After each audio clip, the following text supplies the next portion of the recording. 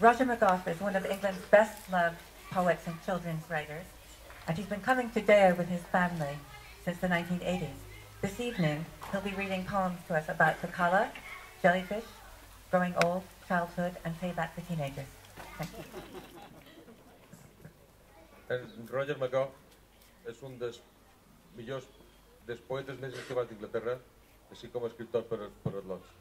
Ha estat tenint a Deya amb la seva família des dels anys 1980. Aquesta nit nos llegirà poemes sobre la cala, meduses, estan tornant major, la infància i los lots.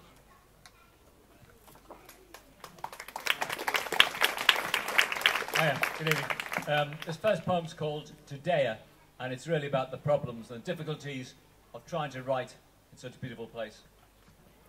To Deya. I just wanted to say hello and thank you for the good times spent in your company without mentioning olive trees. But there, I've done it. Fallen straight into the holiday trap of making promises that cannot be kept, of failed resolutions. Olive trees, they're bloody everywhere, filling the terraces that stretch down to the sea. From a garden in which I sit writing a poem that seems, against my will and better judgment, to be about olive trees. At full moon, when their leathery, silvery leaves fall to the ground, they curl up and become cicadas, their trunks so rough and gnarled that lovers cannot carve their names into them. Even Robert Graves, whose house overlooks the terraces, forsook the knife for the pen. But thank you, Deya, for putting on a good show year after year. Swimming down at the Cala, music at Safonda, grilled squid and tumbet. And there was something else, something interesting. But it's too hot to think. Sitting here in the garden, looking at an olive tree that has become a poem about an olive tree, that looks like another poem and yet another, filling the pages that stretch down to the sea. Has anybody been bit by a jellyfish recently at all? Yeah, okay, well, there's a poem about... there aren't any this year. Anyway, all jellyfish are not bad. Some of them really are like jazz. And there's a poem about a jazz-loving Medusa. Wrote this last year. This morning on the Cala, I saw a Medusa playing piano on the shore. The hottest jazz, the coolest blues. I started to dance in my blue suede shoes. What's your name? I asked when he stopped for tea. Jellyfish Morton, he said. And you can take it from me. It don't mean a thing if it ain't got sting. Then he slipped back into the sea.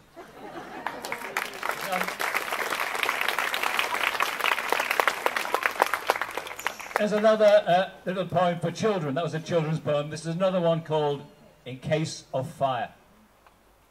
In case of fire, break glass. In case of glass, fill with water. In case of water, fetch umbrella.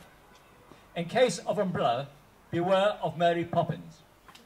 In case of Mary Poppins, switch off TV. In case of TV, change channel. In case of channel, swim across. In case of cross, say sorry. In case of sorry, hold out arms. In case of arms, lay down gun. In case of gun, fire. In case of fire,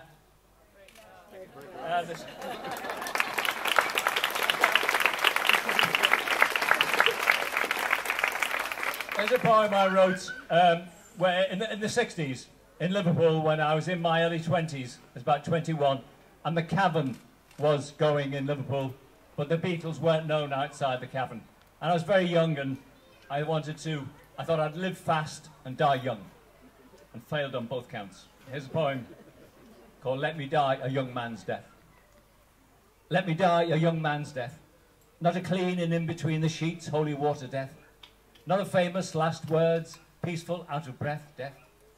When I'm 73 and in constant good humour, may I be mown down at dawn by a bright red sports car on my way home from an all-night party. Or when I'm 91 with silver hair and sitting in a barber's chair, may rival gangsters with ham-fisted Tommy guns burst in and give me short back and insides. Or when I'm 104 and banned from the cavern. May my mistress, catching me in bed with her daughter and fearing for her son, cut me up into little pieces and throw away every piece but one. Let me die a young man's death, not a free from sin, tiptoe in, candle wax and waning death, not a curtains drawn by angels born. What a nice way to go. Death. Here's a poem about, a new poem about Alzheimer's. Actually, it's about dementia, about aging, but it's also a love poem. It's called A Fine Romance. Excuse me, darling, in advance, for the slow, macabre dance I may one day lead you into. Holding you too tight for comfort and whispering endearments. If I should call you by another's name, a lover's perhaps from years ago, don't be startled, it's just a slip of the moonlight. And when the music grows louder and the dance goes faster, and losing my balance I stumble, words spinning off in all directions, don't be embarrassed, it's just a slip of the darkness. For when the blizzard rages and snow settles on words, their sense becomes frozen, language hallucinates.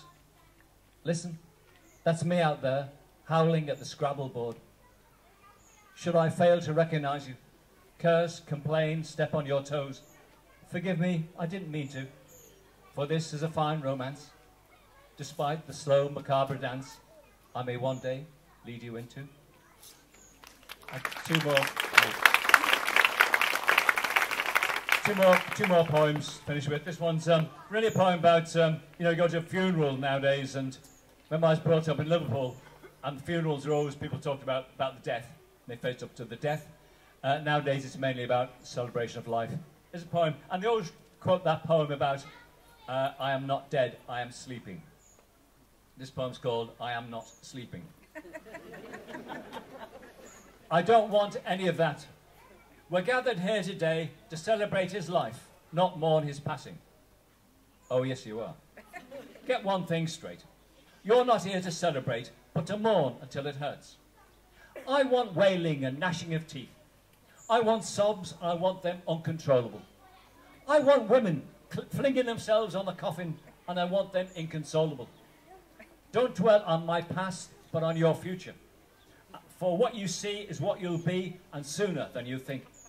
So get weeping, fill yourselves with dread, for I am not sleeping, I am dead. And finally, for any parents in the audience, even teenagers, we watch our teenagers enjoying themselves, spending all our money, and we really love it. We don't resent it at all. And there's a poem called Payback Time. Oh Lord, let me be a burden on my children. For long they've been a burden upon me. May they fetch and carry, clean and scrub, and do so cheerfully. Let them take it at turns at putting me up. Nice sunny rooms at the top of the stairs, with a walk-in bath and lift installed, at great expense. Theirs. Insurance against the body blows of time.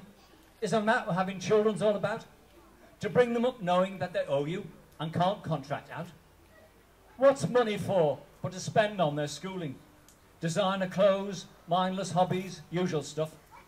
And as soon as they're earning, off they go. Well, enough's enough. It's been a blessing watching them develop. The parental pride we felt as each one grew. But Lord, let me be a burden on my children and on my children's children too. Thank you.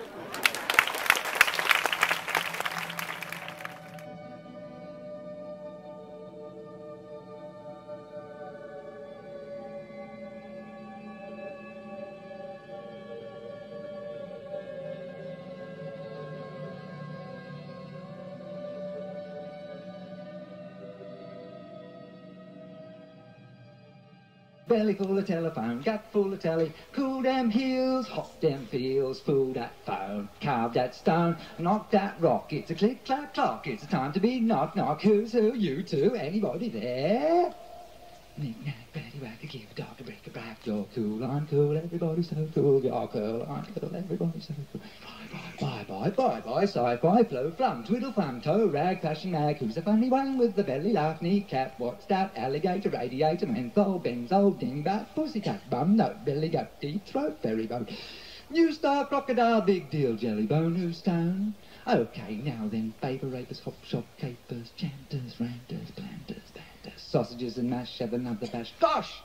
Sperm whale, brown ale, say when I'm going back to come again, now and then. You're cool, I'm cool, everybody's so cool.